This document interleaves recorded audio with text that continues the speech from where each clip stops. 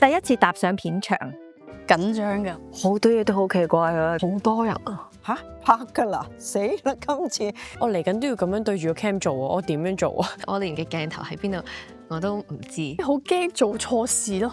都冇辦法㗎，你都要豁出去㗎啦。最感激自己啊！我多謝自己嘅堅持。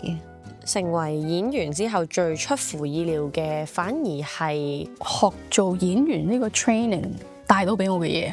咁我而家識得做破地獄，咁呢個都令我出乎意料。試過覺得自己幾唔錯，導演話唔啱喎。